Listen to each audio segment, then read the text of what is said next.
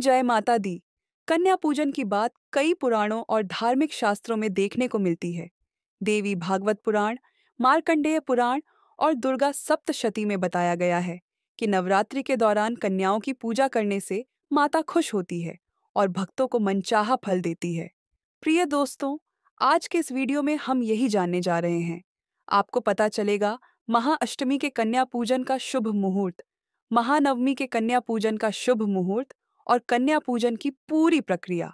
इसमें शामिल है कि कन्याओं और बटुक भैरव को घर पर बुलाने से पहले की तैयारी, उन्हें आमंत्रित करना, उनकी विधि विधान से पूजा करना, उन्हें क्या उपहार देना है और विदाई के समय किन किन सावधानियों का ध्यान रखना है।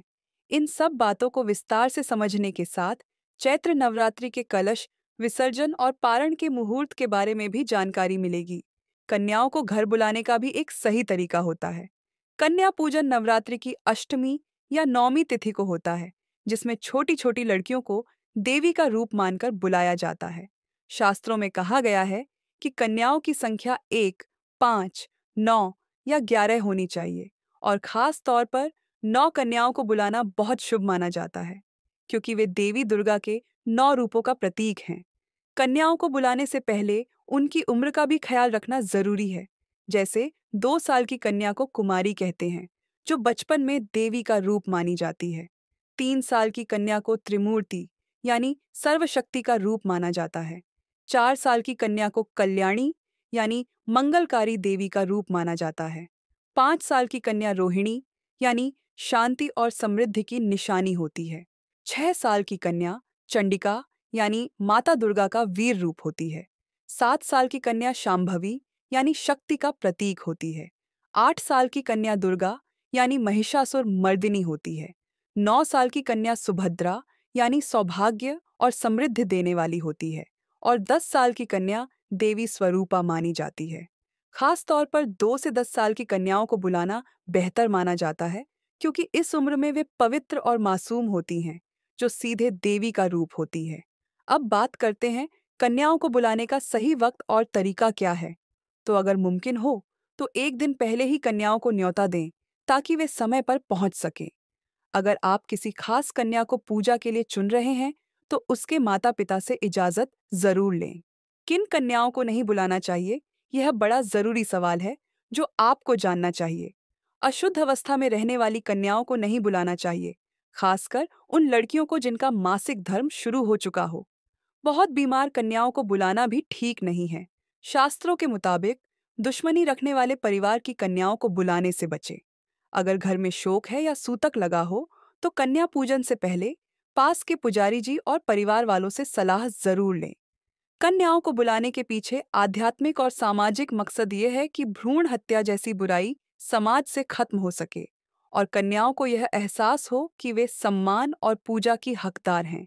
इसी बात का ख्याल बटुक भैर यानी लांगुर को बुलाते वक्त भी रखें। उन्हें बुलाने से पहले घर की साफ सफाई कर लें और साफ धुले हुए आसन बिछा दें। कन्या पूजन के लिए जरूरी सामग्री में एक कलश रखें, जिसमें जल और एक फूल हो, जिससे कन्याओं के पैर धोए जा सके।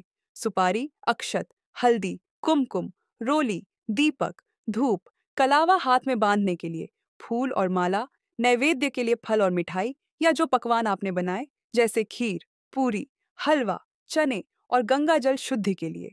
कन्याओं के पैर धोने के लिए तांबे या स्टील का लोटा और थाली, आरती के लिए थाली, कपूर, दीपक, कुमकुम, अक्षत तिलक के लिए, चूड़ी, बिंदी, रिबन या गजरा श्रृंगार के लिए और वस्त्र अगर देना हो, नहीं तो लाल चुन्नी या दुपट्टा भी दे सकते हैं।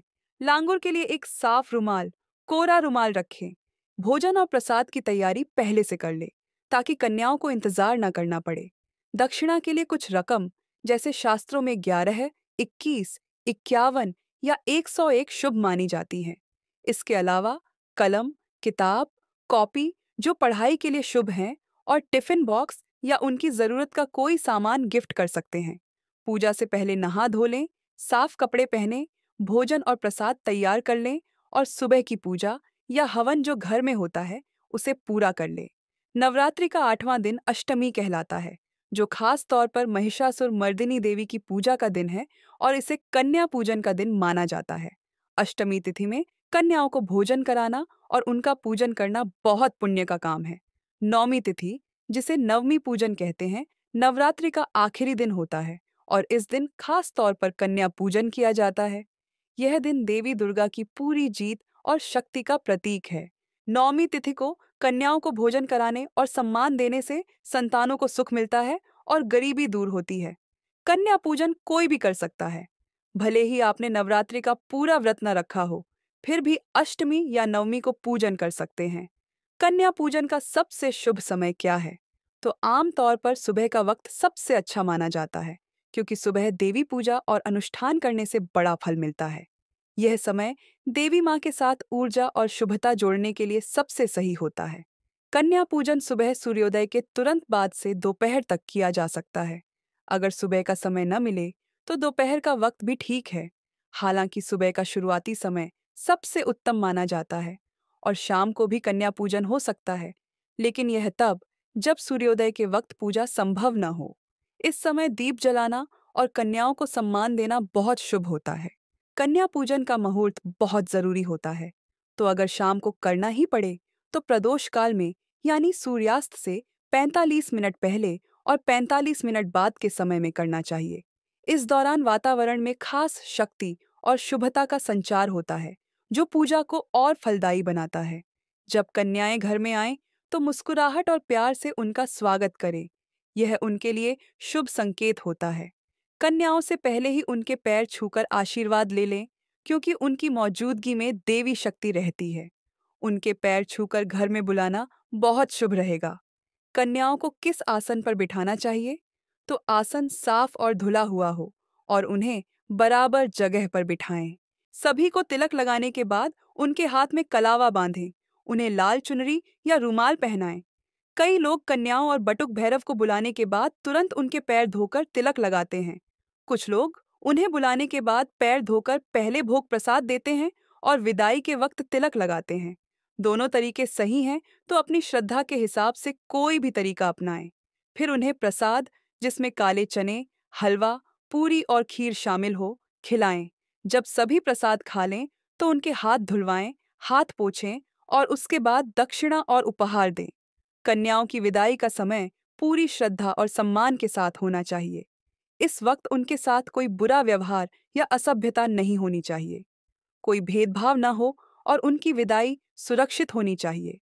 कन्याओं को विदा करते वक्त यह सुनिश्चित करें कि वे सुरक्षित घर से निकलें और उन्हें शुभकामनाओं के साथ विदा करें, ताकि उन्हें कोई परेशानी न हो। कन्याओं को विदा करने के बाद तुरंत कलश विसर्जन न करें। विदाई के बाद एक बार फिर दीपक या धूप बत्ती जलाकर पूजा स्थल की शुद्धि करें। यह पूजा को खत्म करने की दिशा में ले जाता है। फिर गंगा जल या साफ जल का छिड़काव करें। इससे कन्या पूजन की जगह और पवित्र हो जाती है। पूजा का पुण्य ज्यादा मिलता है और उसके बाद साफ कपड़े से पूजा स्थल या कन्या भोज वाली जगह की सफाई करें। अगर व्यापारी लोग कन्या पूजन के बाद घर में खाते लेकर आएं, तो यह बहुत शुभ माना जाता है। इस दिन खास तौर पर मां लक्ष्मी की भी पूजा की जाती है। कन्या पूजन के बाद घर में सुख समृद्धि के लिए घर या आसपास कोई पौधा लगा सकते हैं, जो शांति का प्रतीक होता है। तुलसी का पौधा लगाना बहुत शुभ माना जाता है और इसके अलावा पारिजात या अपराजिता का पौधा भी लगा सकते हैं। इस तरह कन्या पूजन से पहले और बाद में कुछ खास सावधानियां और उपाय करके पूजा का पूरा फल पा सकते हैं। जो लोग नवरात्रि का व्रत रखते हैं, उन्हें पारण क्या करना चाहिए? तो देखिए, कई लोग अष्टमी तिथि को, जब घर में कन्या पूजन होता है, वे पूजन के बाद माता रानी या कन्याओं को अर्पित किए गए भोग को प्रसाद मानकर व्रत खोल लेते हैं, यानी पारण कर लेते हैं। कुछ लोग नवमी तिथि को कन्या पूजन के बाद व्रत का पारण करते हैं, लेकिन जो माता रानी पर गहरी आस्था रखते हैं, वे अष्टमी और नवमी को भी, भले ही कन्या पूजन हो गया हो, व्रत रखकर दशमी तिथि को ही व्रत खोलते हैं, यानी दशमी को अन्न और सादा नमक वाला भोजन खाते हैं। यह आपकी श्रद्धा पर निर्भर करता है। आप अष्टमी या नवमी को कन्या पूजन के बाद पारण कर सकते हैं या दशमी को सुबह कलश विसर्जन के बाद व्रत खोल सकते हैं। कलश विसर्जन अगर संभव हो तो दशमी तिथि को ही करना चाहिए, क्योंकि नवरात्रि में 9 स्वरूपों की पूजा के बाद ही कलश हटाना चाहिए या माता की चौकी हटानी चाहिए। इस बार चैत्र नवरात्रि की दशमी तिथि यानी 10वां दिन 7 अप्रैल सोमवार को आएगा। नवरात्रि का व्रत और कलश विसर्जन इसी दिन होगा। दशमी तिथि शुरू होगी 6 अप्रैल, रविवार शाम 7:02 से और खत्म होगी 7 अप्रैल, सोमवार रात 8 बजे तक। कई भक्त शाम के वक्त भी कलश विसर्जन करते हैं, तो ध्यान रखें, सूर्यास्त से पहले ही विसर्जन कर लें। और 7 अप्रैल सोमवार को कलश विसर्जन का शुभ मुहूर्त सुबह 9:01 से दोपहर 12:53 तक रहेगा। कन्या पूजन के बाद अगर पूजा स्थल और घर में ताजगी और सुकून महसूस हो, तो यह संकेत है कि देवी माँ आपके साथ हैं। यह मानसिक शांति और संतुष्टि का निशान है। घर के माहौल में हल्का और सुखद बदलाव होना पूजा के अच्छे नतीजों का संकेत हो सकता है। अगर पूजा के बाद घर में अचानक कोई शुभ घटना हो, जैसे पुरानी परेशानी का हल या रुका काम पूरा हो जाए, तो यह देवी की कृपा का निशान है। कन्या पूजन के दौरान अगर सभी कन्याएं और बटुक भैरव खुश और शांतिपूर्वक बैठे रहें, तो यह सकारात्मक निशानी है। उनके चेहरे पर खुशी और संतुष्टि देखकर पता चलता है कि देवी माँ की कृपा अब आपके परिवार पर हो रही है और पूजा पूरी तरह सफल हो रही है। यह थी आज की वीडियो की जानकारी। आपको यह कैसी लगी? कमेंट बॉक्स में ज़रूर बताएं।